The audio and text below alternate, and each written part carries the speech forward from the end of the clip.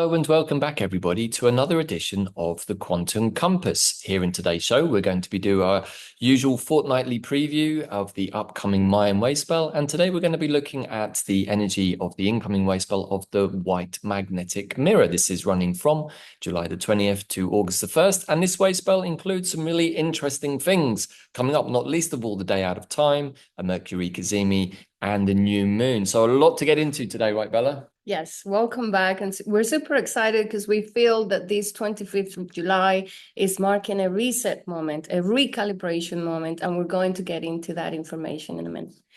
Right, so today's show is going to be continuing a little bit in the theme of the last one, concentrating perhaps more on the energy of the Mayan time codes, particularly this big reset, the day out of time as we finish this 13 moon calendar year of the storm. We're about to move into a new glyph, which Bella's going to be sharing with us in a minute. But we also continue our ongoing investigations as we continue to let go of the Western astrology and move into something that feels more aligned, which is working with the sidereal astrology. And we're going to be talking about this more in the coming shows and weeks as we continue this journey. But this is part of our own big reset, isn't it, Bella? Yes, so we are doing our research, we're reading about it, talking to people that are going to guide us in the process of getting into this ideal and being more aligned with the true astrology. So on that note, a big shout out to all of our audience who recommended us to make a connection with Dr. Danny. We've done that, and we're looking forward to doing some recordings with her very soon and swapping information across our communities. It seems that the two communities have a lot in common. So a big thank you to all who helped us make that connection. Yep. And we're super excited to be learning more from our colleague Danny about sidereal astrology as part of our ongoing reset and investigations into the more holistic nature of ourselves, working with the as above, so below, but also now more with the as within, so without. And we're going to be talking a little bit about that today and maybe in future shows too. So should we get into the presentation, Bella, and talk people through what's on our minds right now? Alrighty, so here we go. Right. So as we've been talking about for quite a while, in this show, we run the 13 moon calendar together with the sacred round or the Tzolkin. So we run both of them parallel, and that is the guidance of time that we've been getting into. And the day out of time is the day when we finalize the 13 moon calendar. Then we jump into the day out of time, and then we start a whole new cycle of 13 moons, which are perfectly aligned, 28 days, each one of those moons. And each one of the moons also connects to one of the tones, 1 through 13, which we have been talking about, but we're ready. And this show is an invitation for you to get ready. What are you going to reset in your life and start a new cycle of 13 moons? Right, really exciting time to be alive, to be honest. Right. So in order to do this, I wanted to mention the year bearers. So for these 13 moons, there is always an energy that is the year bearer energy. And as you know, we've been working with the energy of the storm, the catalyzer energy that came to disrupt everything so that we could actually switch and move forward. There are always 4 bearer energies. They are the seed, the moon, the wizard, and the storm. So we're switching from the storm to the yellow seed. And so I just wanted to show here a little bit of how even in the Aztec calendar, you can see 4 bearer energies. But in the Mayan, it is these 4 I just mentioned. So we're ending this cycle of 13 moons with the rhythmic storm. And what did it want to achieve, this energy? To make sure that we purified, got catalyzed, make big changes, big revelations, so that we could activate imbalance within ourselves, come to a point of balance so that we can go into the new energy of the yellow seed, which is putting our energy in the ground and becoming these cosmic seeds that we're called to be. Right, so there are many layers to the Mayan time codes, and for any of you who've been following this show for a while and listening to Bella's explanations of how to work with the daily glyphs, the 13-day wave spells, the castles, the 260-day Tzolkin, and the 13 moon calendar, What we've been really trying to share is this is introductory steps into being multidimensionally aware, because you're working with different layers of the fractal time codes, which also relate to what's going on inside of you and different layers of your consciousness. And this is a really, really exciting moment. You know, many people will be aware of the phrases, the storm is coming, the storm is here. We are the storm. That's what we've just finished, everybody. So just to wrap up, what we are finishing now with this blue storm year, which finishes on July 24th, is we activated our multidimensionality. We work with that. We've done so much with our tribe to get to that point of people being able to activate the different layers and access different dimensions. We also did a lot of work with purification of our body, releasing of limiting beliefs, releasing of all sorts of programs, and get to that point of renewal. Are you ready for your renewal process? It's a whole new cycle that is going to bring the next level of how do you live in New Earth once you have activated your seed, your cosmic seed. So I have a question here, Bella, maybe just for the ease for our audience. So this has been the year of the rhythmic tone or rhythmic storm. So this is tone number 6, and we're now moving into a new tone, right? With Which this new is tone number 7. Right. So perhaps can you just give a little bit more explanation about the differences between the 6 and the 7 from the point of view of a lunar year? Yes, we're going to do that in a minute. Okay. So more than anything, this rhythmic storm wanted us to catalyze and to change and to remove everything, even if it was through a process of chaos, so that we could quickly move into the next tone, which is attunement, number 7, and alignment, and put in the cosmic seed. That's why we work so much with the chakra system, with the mystical column. So actually, let me go more into that. I will explain that a bit more. So this is the calendar of the 13 moons, and as you can see here, so we're here finishing the last cosmic moon, number 13, and then we'll jump straight into the next one, which is the magnetic. So this is a very important wave spell because we're doing a series of shifts from 13 to 1, and including the day out of time. So the last 5 days of this lunar calendar are called the Wayeb. And it's the 5 days for you to review all of this process of 13 moons and come to a point on the day out of time of total compassion, forgiveness, realignment, and reconnecting through the heart with nature, with other people. So it's a wonderful day to do something special. So let me talk a little bit about the day out of time. First, when we jump to the magnetic moon of purpose, this one should come a little farther here.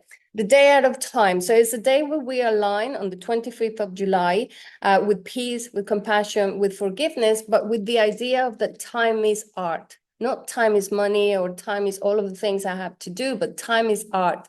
What are you ready to create? Once we realize we're co-creators and that we can bring all of our talents forward, what are you going to do for this new cycle that is connected to the creator energy that you have inside of yourself?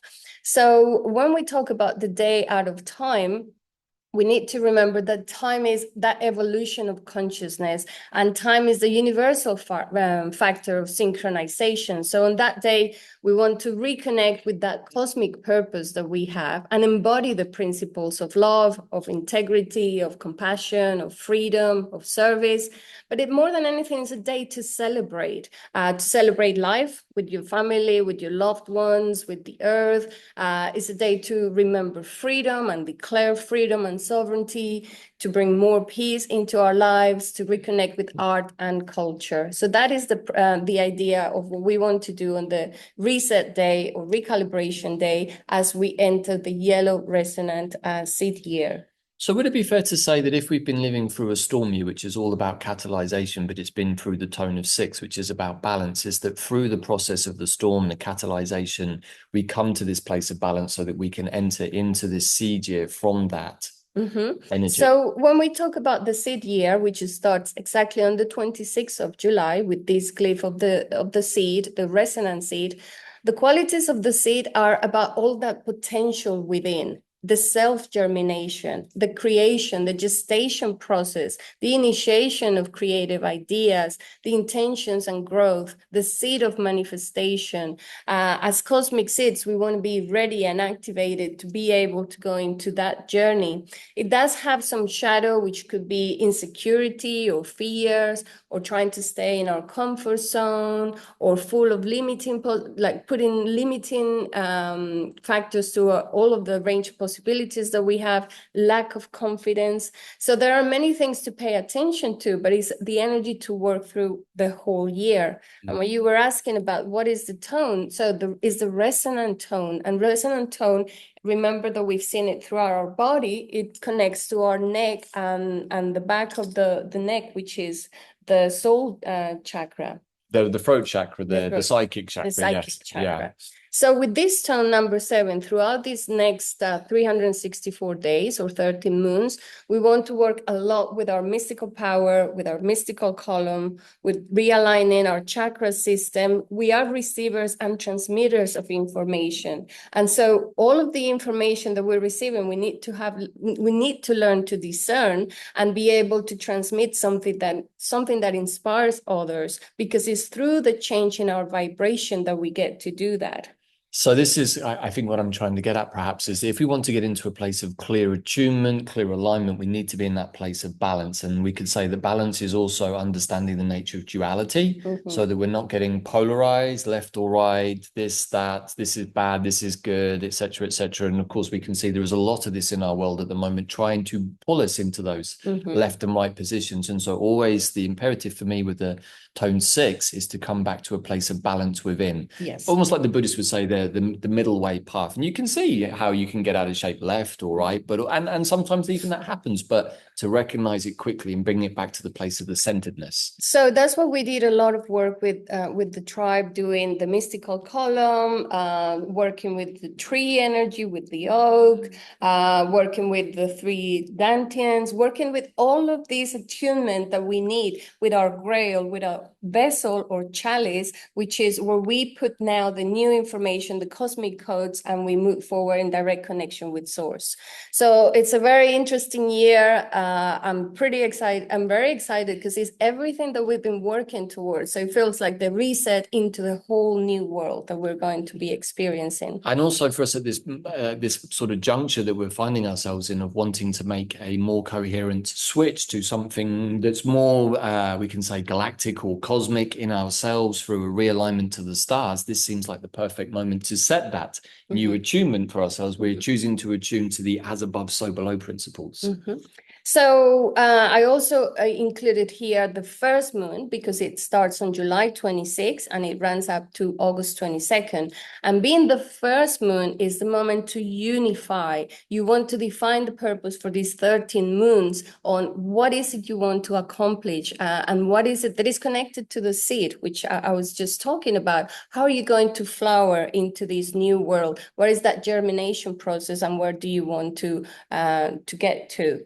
It also has a totem. Before the totem, the energy of this magnetizing or magnetic moon is about unity consciousness and attracting what you want to do. So you magnetize through the 13 moons what you want to do. You have these 28 days to define the purpose that you're going to put here.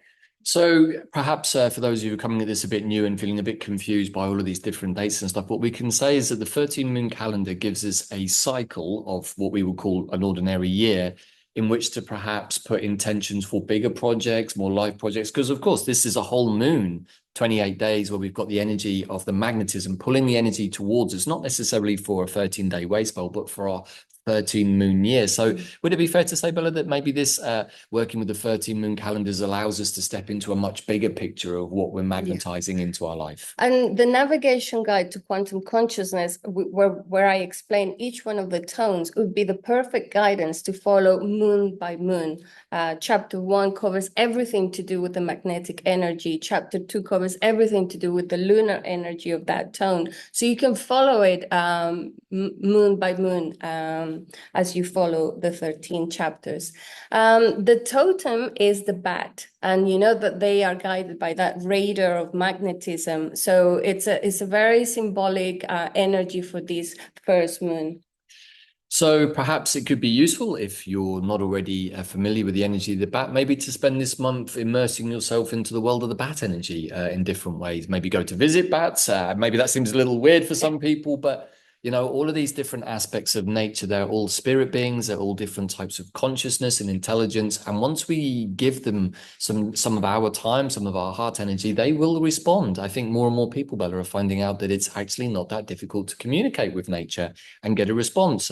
Maybe dogs and cats are the easiest way because they're most used to us, but also horses, dolphins, whales, many animals, even insects can respond if you connect with them from the heart consciousness. We right? heard yesterday about this cavern in Texas Yeah. where you can go and see thousands of 3 bats million. coming out of a cave. I think it was in the millions. But what they told us also in the video, which was super interesting, about how these huge swarms of bats are keeping all of the bug population down. And anyone who's been in their garden recently will know this year there is a lot of bugs around. And it's not that we want to get rid of one thing or the other, but nature is always trying to come back to a place of optimum balance. Mm-hmm.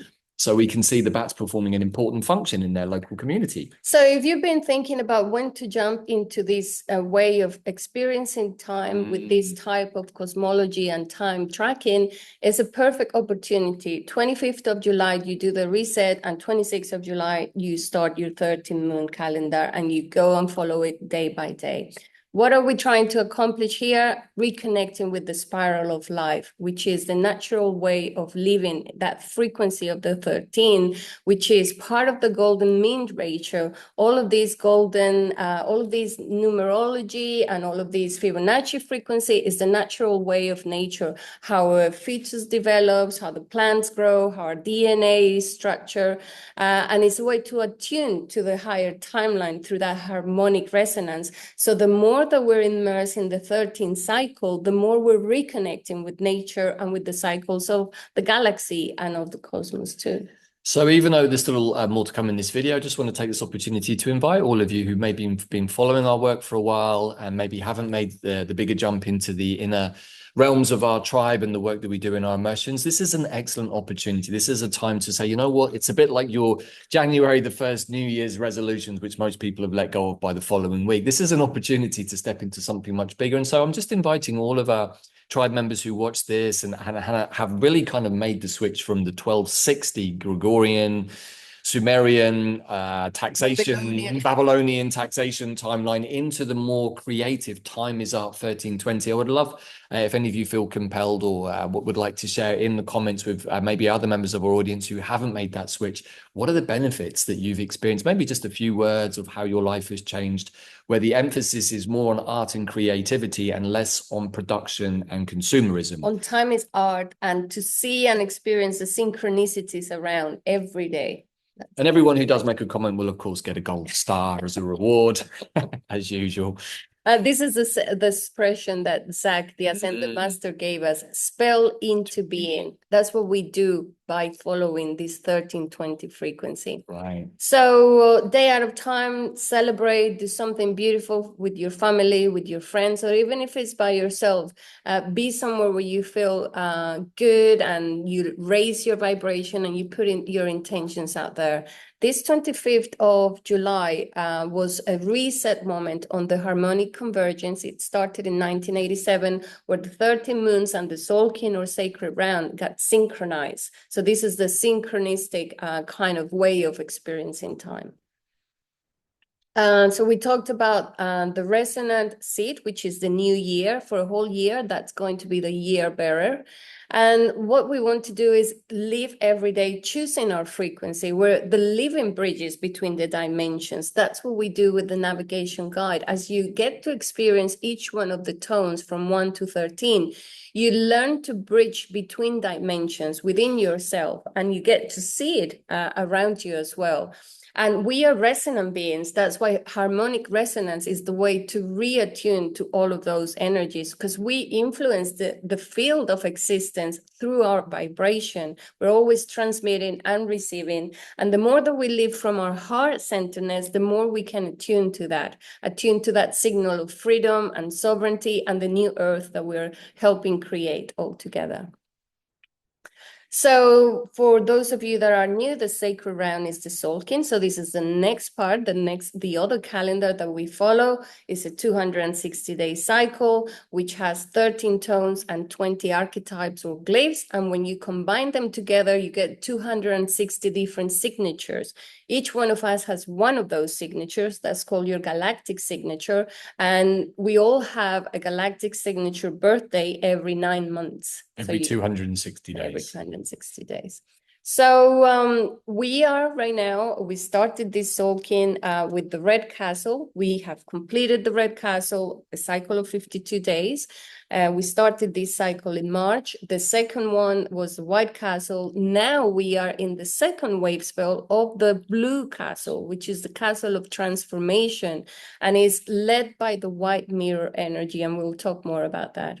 Do you want to mention anything about the castle? Not really here. These are the 260 different glyphs marked out in this kind of sacred round space, we can say. And of course, the center, the spiral, right? And the center there is the green ether, the fifth element. So this also relates to the elemental energies and is another form of a medicine wheel, all of which we've covered in various different initiations on our QPW and just website. To mention that within the Tzolkin or sacred round, the Mayans were able to follow the movement of Venus and the planets just by following the different numbers. I want to post one of those videos in the group because it's so key how they were able to just look at the stars. And this is one of the reasons why we want to switch to this sidereal, because they didn't have anything to calculate the Western astrology. They were just looking at the stars and following the movement of all of these planets. And they were following also the Pleiades, Sirius, Orion, and many other constellations, which we will be digging more and more into. And also what we've been learning about is that some of these codices, I think maybe it's the Dresden Codice, where they were able to realize that the Mayans were able to track, as Bella just said, not just the constellations, but all of the movements of the planets, Venus, Mars, Mercury, Saturn. They could track exactly through using this mechanism. So there are many layers to how this quantum compass actually can help us navigate almost anything. Mm-hmm. So this is the Wavespell of the White Magnetic Mirror, which starts on day 118 of these 260 days. It's called Kin 118, and it runs up to Kin 130, which takes us to the middle of this Tzolkin. So we're going to be in the mystical column. We start the journey into the mystical column, and we'll be attuning because there is a whole year of resonant energy. So we enter the energy of the mystical column. So it's all very synchronistic. This energy is going to run from July the 20th up to August the 1st. Here on the right, you can see the glyph for the white mirror. Actually, Bella, I just have a couple of questions for you there. So unusually, almost every single Wavespell has at least one galactic activation portal within it. And as we've just been through the Wavespell of the Serpent, there were 10 in a row. But we're now entering here, we can see that there are 2 Wavespells in a row where there aren't any galactic activation portals, but we are going to be in the mystical column. So does that act as one giant galactic activation portal? I would say so, because it's where we have been able to accomplish so much. Some of the biggest immersions that we have done with the tribe have been done in the mystical column, and it's where we've been able to work with the oak and activate our energy, our vessel. We did the Rainbow Bridge journey, we did in this mystical column. So it's entering the main portal, I would say. So more than having just 1 or 2 galactic activation portals, I feel that we enter the flow of the whole. And the second question I have, because obviously we're working with a 364-day lunar calendar, but we've got this offset 260-day Tzolkin also. Is it normal that the day at a time will drop on the glyph that's in the mystical column, or will that change from? No, it will change because it keeps on rotating. Right, that's what I thought. So this is truly a magical kind of moment because the day at a time is kin number 122, and it's basically sat right at the top of the mystical column. So does that mean if It's actually on day 1, 2, 3. sorry, 123. Does that actually mean that we're going to be setting the tone of this whole year and with what you've just shared from the lunar calendar through the filter of the mystical column? Yes, we are. Wow. With the resonant seed. So it's like a double energy of being resonant or of attunement, basically. And of course, anyone who has glyphs like 121, 122, 123, 24, 25, these are also super important. In fact, anyone who has one of the glyphs in the mystical column is holding an important part of the collective energy, If right? you're paying attention, but I think it's for, Yeah. for all of us to be Yeah. able to reach that point of attunement. Of course, yeah. Good. So here on the right, I've highlighted the glyph as well. So you identify where it sits with the other families. And this is the actual wave spell.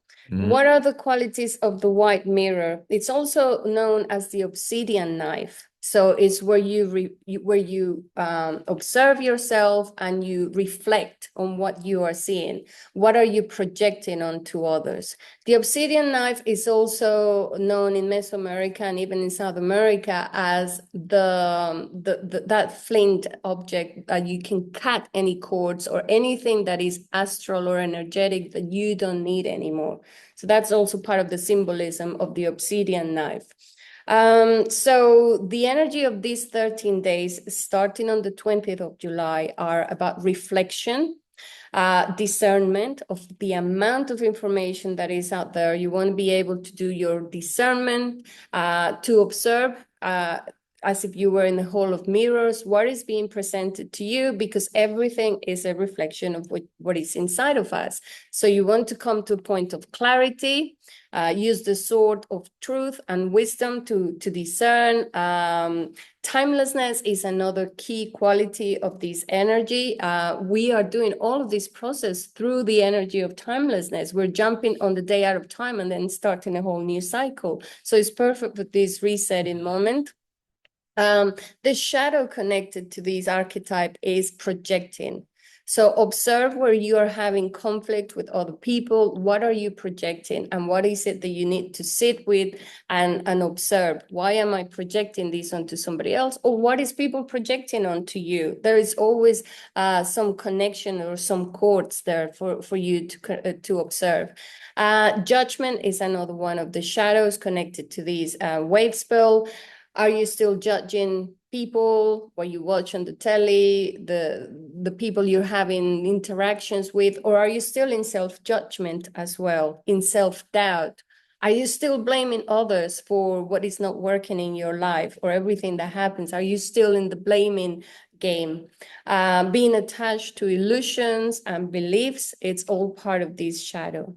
And the way to transform this is acceptance of different points of view, having a more 5D perspective, doing a lot of self-reflection, facing your shadows, seeing other people as the mirrors and as a gift. Every person that brings a projection to you is a gift. It doesn't feel like it when it happens, but it is actually a gift for you to be able to transcend something else. And forgiveness and dissolving all of the illusions. It could be of the world we're living in, or the denial and programs that we have. So this is the wave spell from kin 118 to kin 130. We close with the dog, which is the energy of the heart and compassion. So perhaps we can say more than any other glyph in the Tzolkin, this one really sums up the in Lakesh. I am another you. You're my mirror. I'm your mirror. Right. It's uncomfortable sometimes, right? Thanks. No, I mean, in general, it can be uncomfortable. You know what? You've just spurred me on to share something here. Now, I haven't included this as the plan for this way spell, but I am going to put the video back into the YouTube membership on the plan that we really associate with the Sword of Truth, the Sword of Light, which is the plant mullein. This is a plan that really allows us to connect through the soul star and the crown chakra with the divine light energy through into the body. So it also very much fits with this. It wasn't in my awareness before. We've talked about Mullen recently, but I'm just sharing it here for those of you who've been connecting with that plant, which is very prevalent at the moment. And I will share that video back into the YouTube membership, even though it's not what I was originally going to have for the plant to this Wavespell. But I guess there are probably quite a few other plants that would fit with this too, right? Mm-hmm. So a very good Wavespell, and it will be here when we come to the resonance seed, number 7, that we enter the new cycle of 13 moons. This is the day out of time. And this is, so we finish the 13 moons on kin 1 to 2.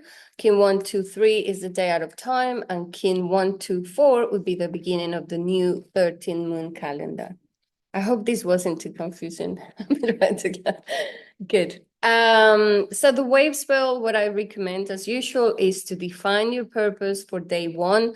What is it that you want to transform, heal, or achieve, accomplish in those 13 days? You can follow each one of the days throughout your body. As you can see here, on your right ankle is tone number 1, number 2 on your knee, number 3 on your hip, and so forth. You go all the way.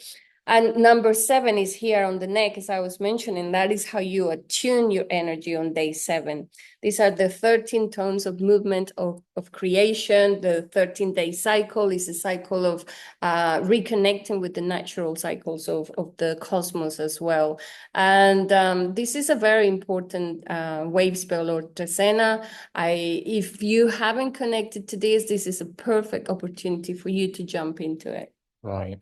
And what I love about this whole system, and I've shared quite a bit, will probably continue to share, is that this system runs on direct experience. There are no filler days, no opt-out days. It's all part of an unfolding piece of artwork that we could call a story, our story, the collective story. And what is direct experience really? It's wisdom accumulation. And the more conscious awareness that we're giving to every moment of every day and every day of every Wavespell and every castle, the more that we are accumulating wisdom through direct experience. And that is one of the best ways to learn with this system, is to embody yourself through it, or to put yourself into the process and allow it to flow through you, because every time you do that, you start to see the synchronicities. And there is an easy way of doing this, which is day by day, you ask yourself these questions and you can journal or reflect on them. So for day 1, you're going to be asking, how do I call forth the resonance of my true vibration? That is the first day and what guides the energy of those 13 days. So just also on that last slide, I'm just going to pop back. For those of you who aren't aware, sometimes Bella does more detailed daily glyph readings for our YouTube membership. But always I'm also doing the daily short. So just a 3-minute overview where I introduce the glyph for the day and just try to give a couple of the questions and sort of build on what Bella shares here in the Quantum Compass. So if you're not checking those out and wanting some sort of daily guidance, I really put those out for us all, myself included, to remain like, what is the energy of today? How does it relate to yesterday? How does it relate to this Wavespell, to this castle and this Tzolkin? And the more you do that and the more that you run that through your system every day, the more you get that wisdom accumulation. Like, oh my gosh, like yesterday I was working with this energy and all of this happened, and today it's moved into this, and you start to step into the universal flow, which is actually simply impossible in 1260. It just doesn't work, as many of you have already realized, I think, like we have. And if you want to learn more, go deeper into all of the information of the calendars, the origin of the calendars, how we have gone from the Olmecs and the Mayan, and all of this information that we've gathered, and how we're following this calendar now. It's all in the Mayan Time and Magic course, which is still available on our platform. Right, and so there are 2 courses really that Bella has transmitted through as initiation pathways. The first one is the Mayan Time and Magic, which is really the overview. Love doing this course with you, Bella. Lots of fun. We also got to do some cool commentaries looking at how time got hacked, why 13 days were removed in 1582, what Pope Gregory and Julius Caesar were up to, and why this is all part of a taxation system, the 1260 calendar, and how we've been living basically under a slavery system ever since. And here We see how our high Mayan ancestors, maybe some aspects of us from the future, we're still playing with all of these ideas of time, but how this information was encoded and left to us through particularly the Mayan glyph work. And of course, our brother Jose Arguelles brought everything through into a more coherent space on the harmonic convergence of 1987. And it feels like in this moment, Bella, that we're stepping into a place of culmination. I often feel Brother Jose watching over us and our work and our tribe and everything that we're doing as we have been working with this technology and making it work for ourselves. And that's been part of the fun of it, rather than it being some laborious head exercise of having to learn by rote, tick this, I memorize it. No, the best way to experience it is to live it. And so this course really gives you the overview of all of the system. It's very, very concise. You can refer back to it whenever you want. Very, very useful. And then this one really goes into more of what Bella was just talking about, which is the 13 tones. We call it the 13 steps of creation, the 13 steps of the ascension ladder.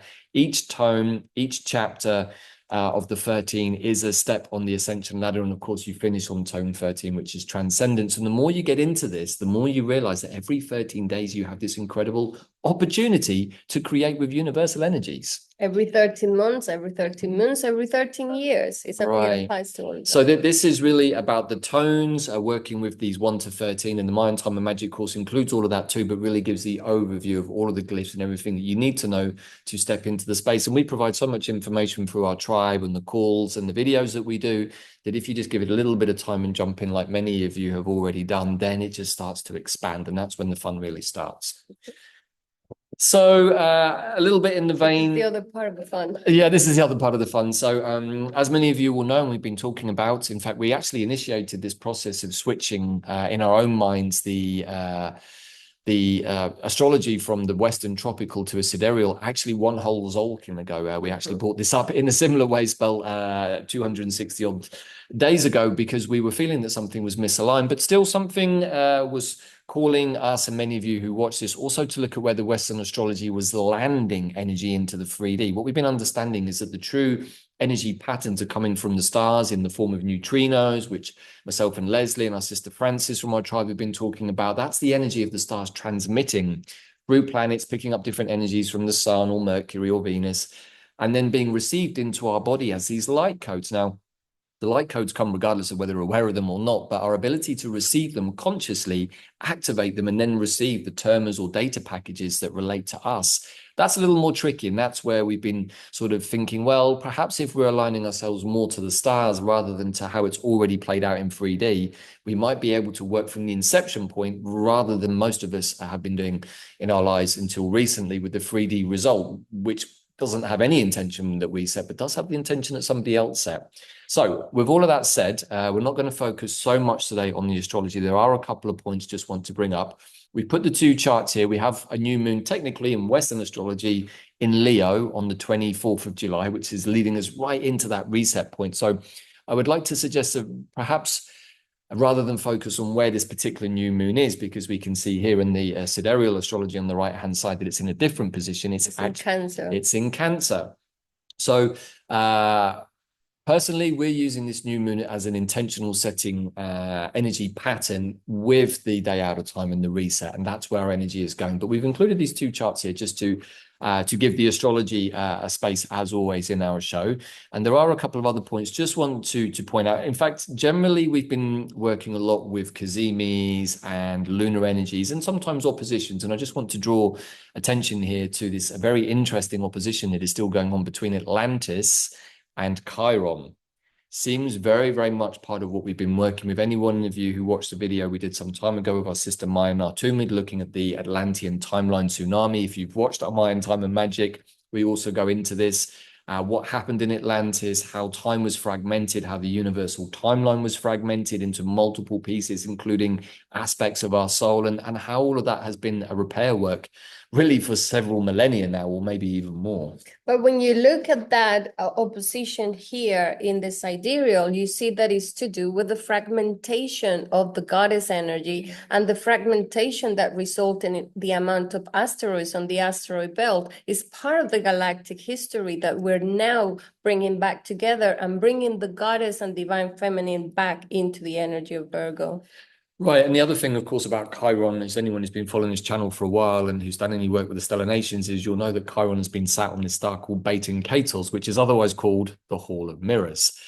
So perhaps if we can understand anything about this opposition, regardless of where it's currently sat in tropical or sidereal, is that there is an opportunity here in our Hall of Mirrors for our soul to perhaps have reflected back to it. What was my role in the fall or downfall of Atlantis, if indeed any? Maybe some of you already know that. Maybe some of you are going, what the hell is he talking about now?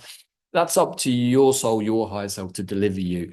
But it may be that it's going to come up, and it may be that it's to do with water and cataclysms. If that's in your awareness, this is the opportunity to release it from the Hall of Mirrors. You don't have to keep going into it and going through it and saying, I'm this from Atlantis. This is a moment where we can let go of the past, of the fragmented time, and say, actually, we're going to bring it all back to a coherent moment, as if that timeline tsunami never happened. And so this is the Wavespell of the serpent when we're recording Yeah. this. And the intention for this Wavespell was also for us to be reborn, a renewal. And we see it happening through the lens of this energy, where we bring back the energy of the serpent through a Fucus constellation, but it's more the serpent energy that wants to come through and be included. The hidden 13 now gets included and integrated so that the whole energy can be whole and sacred again. Right. So just a couple of other points just to pull out in general. So we did have a Quetzalcoatl Cazimi just a few days ago, but because this particular asteroid moves at a fairly concurrent pace with the sun, like quite a few of the asteroids we've been looking at, it's still very much in effect and will be for a while. There's basically less than half a degree at the moment between Quetzalcoatl asteroid and this new moon. So the energy of the Mayans, of the Venus star, of the feathered serpent, all of which is very much in the narratives and storylines that we've been presenting, trying to pull the pieces together with the Quetzalcoatl 13 clear prophecy days of Pakal Vatam that we've been highlighting. There's still a few more of those to come in this cycle. All of this is part of the greater tapestry that we have been blessed enough, I guess, to receive. So for those of you that have been following us for a while, you know that we've been around Mexico doing a lot of geomancy, going to sacred sites, pyramid sites, and recovering some of those termas and information and grid work. And Teotihuacan is the place that called us for the last 2 day out of times. We had to be there for that day, receiving the information, the transmissions of the new time. That's what we did exactly a whole 13 months ago. And now we're going to reset. And the reset for us, what is looking like, is the integration of all of this energy. When we talk about Teotihuacan, is the very first place that talks about Quetzalcoatl, is the first place that has a temple to Quetzalcoatl, and it's been guiding us through all of this process. There was no Quetzalcoatl. Quetzalcoatl is the same as Kukulkan for the Mayans, but it appears later on in the Mayan culture. Teotihuacan was already there eons before that happened. Right, and like we've been attempting to share, with some of these so-called mythological beings or people that we have in our awareness, maybe particularly from the Anunnaki lineages and the stories, there's always this tendency to say this guy was good, this one was bad, and Quetzalcoatl, was he someone into blood sacrifices, or was he really a higher aspect of the serpent lineage, the dragon lineage, and the bird lineage? And if so, is that actually representative, perhaps more of the goddess energy? So what we've been learning and trying to share is that we should be perhaps in a place of non-judgment about some of our ancestors who perhaps did certain things that maybe seem confusing now, because we can see from ourselves that we're never the same people 2 days in a row. And we all should give ourselves the opportunity to have a fall and surrender back on the redemption process, and in doing so, receive salvation. That is something that many of our now ascended master ancestors also had to do that journey with, because that's the direct experience that we all learn from. And as part of our journey with Quetzalcoatl, we had these very polarized energies that we were trying to understand, and the links to particular beings, particularly in the Anunnaki lineage, but also further back beyond the snakes into the dragons and also to the birds, and understanding that through our own DNA, through the Stellar Nations pathway. Mm-hmm. And so that's an ongoing story. We don't have any definitive answers, but definitely our view of Quetzalcoatl is very different now than it was when we started this process sort of just over 2 years ago. What we understand is that being that brought civilization, astronomy, agriculture, some of the sites were all designed with his help. And then with time, there is an inversion with other beings come and bring the blood sacrifice and all of the other horrible things that start to invert the energy of the goddess. It starts being removed and they start bringing the horrible things that then infiltrated most of our, all of the cultures for the last hundreds of years. Right, so why is this important right now? Well, if we understand in the original mythological stories, this being either called Tzolkin or Quetzalcoatl brought information into the world of the indigenous people on those lands where those beings were met, bringing all the things that Bella's just talked about. Well, this is a moment where the same is true, but this time the Quetzalcoatl is not going to be another being visiting us, it's going to be that aspect of us visiting ourselves and igniting this new upsurge in quantum information, which I really think is just another time loop to what these beings were doing before on other timelines. So that's why this is in our awareness right now. And the other thing, Bella, I just wanted to highlight, it was two things really. If we look down here, we see that the North Node, which in the Western astrology is currently in Pisces, but in the sidereal is really at a cusp between Aquarius and Pisces. What's more interesting in this moment is that this is conjunct the asteroid Quercus. Now, this is important because I'm going to feature this tree in a minute. Quercus is, of course, a Latin name for the spirit of the oak tree, the species of the oak. And we've done a lot of work in our tribe working with the intelligence of the oak, understanding a lot of its celestial nature, the fact that it probably is a human way back in the past and has come back to us. There's many, many interesting things that nature books won't tell you, but journeys into the astral realms to converse with these beings, they will tell you directly, more direct experience. So what this is really saying to me is that the future is going to be with the wisdom of the trees, and particularly this celestial time traveler, the great oak tree, who is the tree of the three doors, the opener of portals to the cosmos.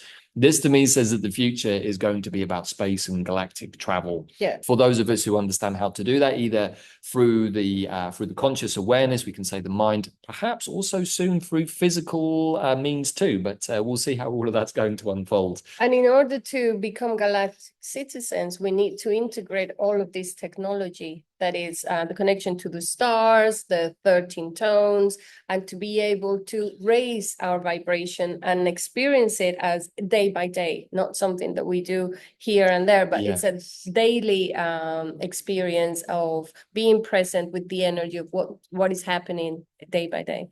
Right, so a simple practice is to spend a bit of time, if you have an oak tree like we do in our garden or very close to you, which I think most people do in the world. The oak is everywhere, or maybe it's just a short walk, but to try and spend time just actively spending 10, 15 minutes sitting with an oak tree and opening yourself up with the invitation that I'd like to communicate with you, incredible being, and just to let it be.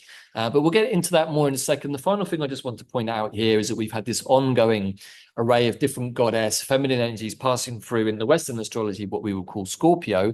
But more importantly, we've been focusing on this star, the Magellanic Cloud, which is the home of Great Mother Spider, which in Western astrology sits at around 11 degrees of Scorpio. We've had a whole bunch of experiences in our tribe working with the energy of the fallen female or feminine energies, working through the shadow of Black Moon Lilith. But now we have Vesta, the sacred flame, which I also feel is very much connected to the dragon breath of Magdalene, the sacred flame within, the initiatory spark. And this is now sat on the home of Mother Spider. And very briefly, the home of Mother Spider is like a repository for all of the termers of the universe. And there are termers, or we can say adventures or data packages for each and every one of us that Mother Spider wants to give us. They're kind of like cosmic eggs, and contained within those are special seeds. Cosmic seeds, another way of looking at it. We've also been working a lot with the energy of turtles and turtle eggs. That's something you're going to be hearing more from us about in the coming weeks. So we have this, I love the energy of Vesta, the sacred flame, the high priestess. Speaks to me very much of another aspect of Magdalene, who is also an asteroid that we look at. But also we have this interesting little thing going on where we have the true Black Moon Lilith here conjuncting almost exactly to the minute, just 1 minute out on this new moon with Sophia. And Sophia, really, in our awareness, is the highest aspect of the holistic energy of the goddess restored. And so having just been through this really powerful healing process with Magdalene and Lilith during the eye of the storm, lifting the energy, resetting the energy of the grid with the highest aspect of the goddess, it's almost like now this wild aspect of Lilith has gone to find herself within the framework of the whole of the goddess, the Sophia. To a balanced place, maybe, where you would be in Libra in this. Right, exactly. So it feels to me, Bella, just like we've got this energy now that has been through this big kind of transformation process, the fallen aspects of the feminine now lifted out of the underworld, along with all of the fallen masculine elements. But both sides had fallen into the underworld. We've often seen this through Inyana's descent, you know, the story of Inyana descending into the underworld to meet her errant sister, Ereshkigal. Who turns her into stone and destroys her, fragments her, blows her into a million pieces, all of which these archetypal stories tell us at a much deeper level of energy patterns that have been at work in our universe, and in this case, wanted to be released and now recalibrated and restored to a much higher octave. Yeah. So, yeah.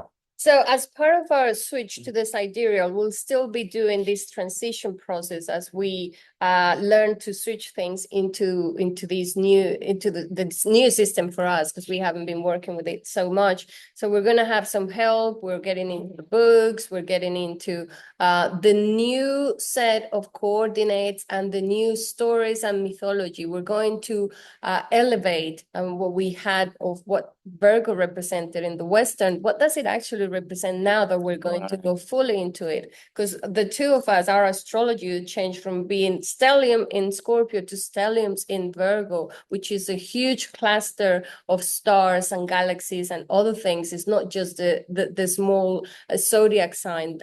In fact, it's the representation of the full goddess energy. Right. So some of you were asking in comments in previous videos or personal messages, like, well, why if you're Scorpio, are you becoming Virgo and not Libra? Well, there are a bunch of reasons for that, but just very quickly, we can see that this is based on the size of the constellations in the sky. And in many ways, we think the sidereal actually fits better with what we know from stellar nations, even though that's using the Western astrology to map out our Antares codes, because that's actually bringing the energy of the constellations, which we can see the sidereal is also wanting to do. Yeah. So we can see here that the constellation of Virgo is huge, and that's being mapped out by an oversize in comparison to the Western astrology house or sign. But we can also see down here that Scorpio is really shrunk, A, because it's including the sign, the 13th sign of Ophiuchus, but also because the sign of Libra is smaller. So there isn't, even though it's a sort of 23, 24 degree offset, it doesn't necessarily correlate immediately from the Western, which is why we're having to go back to school. We're also going to upgrade our software so that we can start to give the readings as we've been doing before, but through this filter. Yeah. But still, you know, regardless of whether we're using these particular houses or signs, we still have a new moon. We still have a Quetzalcoatl conjunction with that new moon. We still have Chiron opposing Atlantis. We still have Quercus conjuncting the North Node. So those energies are still going on regardless. They just might be coming through a slightly different star filter. So that's what we have to say about the new moon.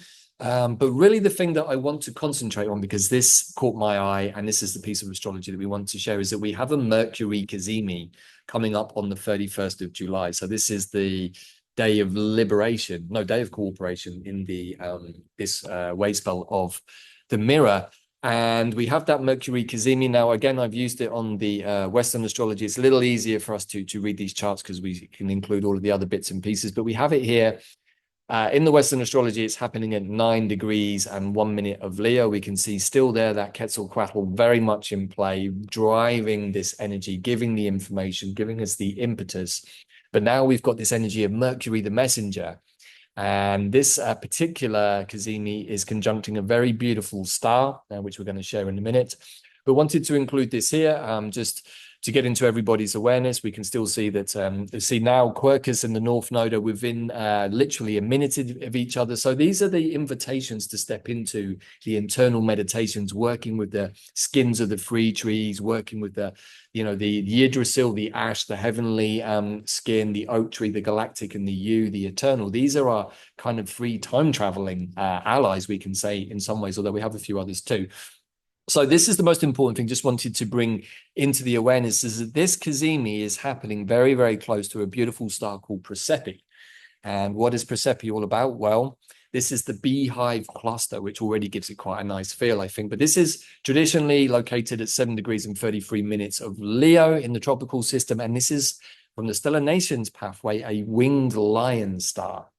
And now, in general, the winged lion family or nation is a lot about leadership, about bringing through the qualities of nobility, of true kingship, of true queenship, to be good leaders, to be leading from a balanced way in service to the collective. Again, the energy of the oak tree as the king of summer is very, very commensurate with the energy of the lions. What this particular star, excuse me, is bringing through, though, is the principle of the round table. There's a lot more to share about all of this, but for the sake of time, I'm just going to bring it to the essence of what I really want to share with you all. And we've been talking about this for a while in our tribe, working with our own inner round table, working with the 12 knights, the 12 strands of our DNA, plus the one, the goddess, the unified Holy Spirit, the quantum field, so the 12 plus the one. So here in these images, I've included some kind of more fantasy images that perhaps that will resonate, particularly with our tribe members who've been doing some of this work. But we all have these 12 plus 1. Here we have the original table. And again, I think there's 12 or 13 in each of these images. We have this option to really integrate each of these different aspects of our DNA, our dragon self, our snake self, our dolphin self, our unicorn self, all of which is linked to our star origins. Where is it that aspects of our soul are residing within the universe? Well, as we've been talking about, these stars offer neutrinos or information that we can receive if our soul has a connection to that, which we learn about through reading our Antares code. But unfortunately, you know, if we're trying to integrate 12 different races of beings, and within those races are also subplots and subdivisions and family feuds, particularly with the serpents, what we can understand is that those internal battles are also happening with us. We also have the fallen codes of the fallen angels, the fallen dragons, the fallen serpents, all of which we've also participated in some way or other, maybe more so for some folks, maybe less so for others if you're lucky.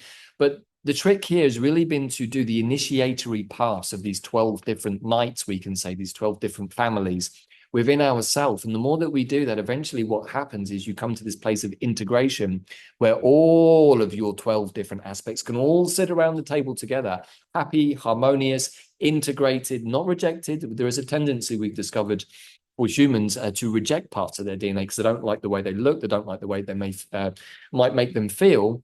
But actually, there are ways to resolve all of this and bring everybody into a place of integration so they can all sit around the internal family table together and have meaningful discussions that are of an elevated note. So this is the way of going from pyramidal structures and power structures to the circle where it's inclusive, because this star is also the star about the divine feminine path, is including the goddess energy, like a mother energy that includes us all. It is also connected to the temple of the priestess, which is in honor of the goddess, and it's all about the round table, as you were saying, also connected to the Silver Age, a Lemurian age. That's correct, yeah. So more links to the silver threads, Great Mother Spider, which we've been talking about in other videos. So that's kind of the essential what I wanted to share. But this is an invitation that I would like to again share with you all. This is how I've been doing the work and been sharing with Bella and the tribe. It's like having this round table within gives us this kind of internal meeting place where we can have these family discussions with these different aspects of ourselves and allow our highest self to be the adjudicator. It's all us. It's just us talking to different aspects of ourselves. But the more we get used to this idea of letting go of the persona of David or Bella, whoever we might be, and saying, hey, I'm actually so much more than this. I've got all of these different families that I'm a part of. And hey, I want all of those families to have a family get together and not be a family feud, which is often what we can see in 3D. So this is the invitation to do that. We can see here the original Knights of the Round Table. And interestingly, you know, when you understand the story of Arthur, his father was Uther Pendragon.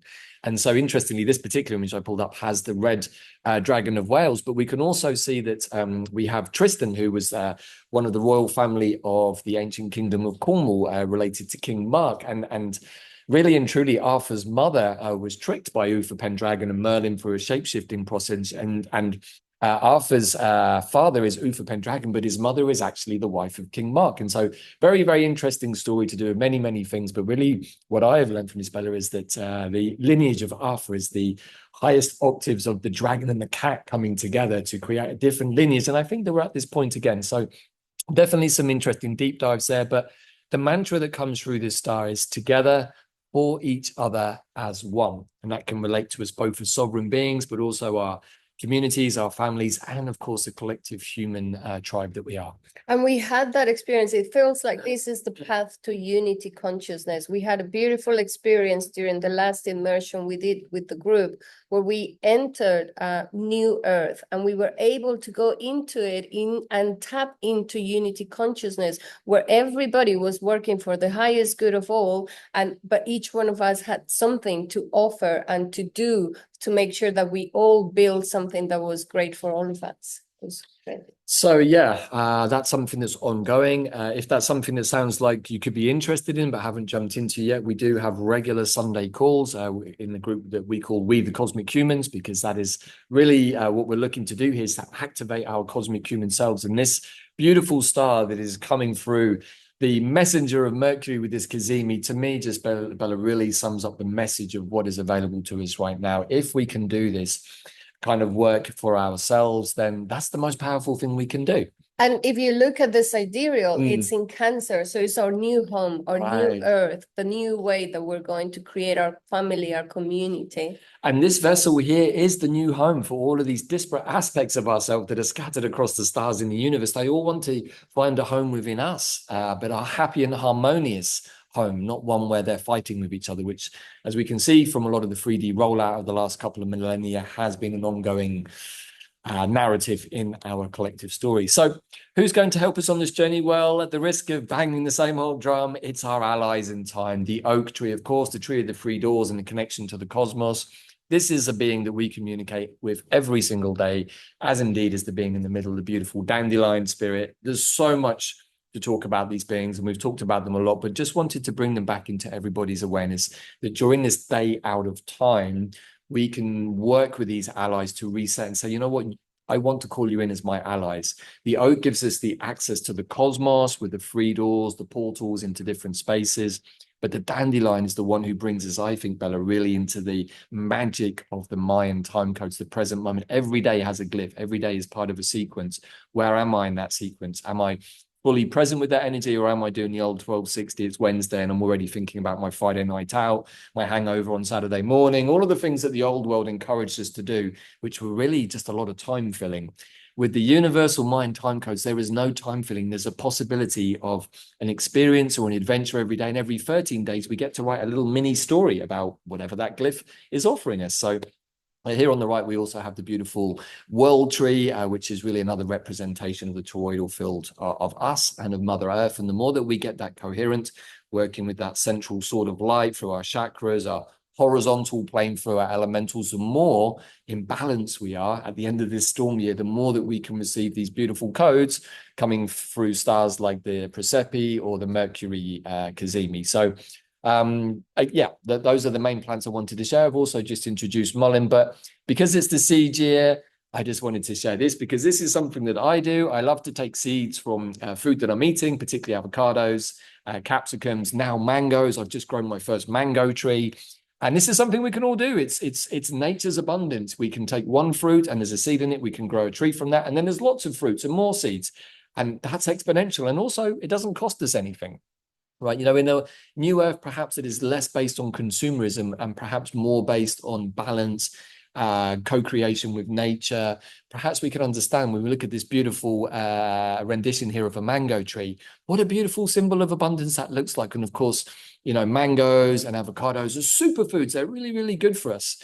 And so this is just an invitation to do what I've been doing, which is to take the seeds from food that I've eaten, give them some love, give them a little bit of a pot with some soil and some water. And next thing you have a baby mango tree, you have a baby avocado tree. And there's something really joyful about seeing something that most people would throw in the bin suddenly turn into something that could actually offer you beautifully rich, nourishing, abundant fruits, nuts, vegetables, or whatever it might be. This new year of the resonance seed could be the perfect opportunity to eat more seeds. I see the evolution of us as human beings as eating more seeds and more of that is good for us. Maybe less meat, maybe less of certain protein, and more of the seeds that have everything we need. When you go into like sunflower seeds, pumpkin seeds, and so many other that are available, our diet could be quite different and Brilliant. Right. We bring more light into our bodies. And also there's a process of exploration. I had to go away and learn how to germinate a seed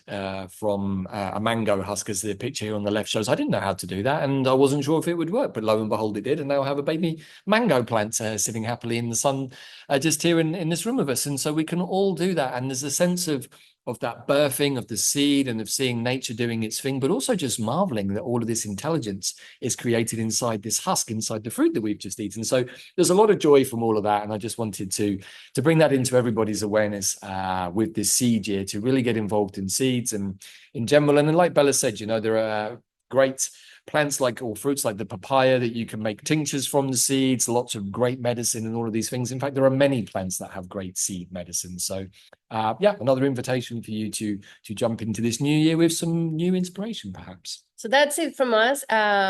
We see the end of the storm year. I hope you went through your storm and you managed to do your catalyzing process. And now you're ready to put your seeds in new earth, in the new life that you want to have for you.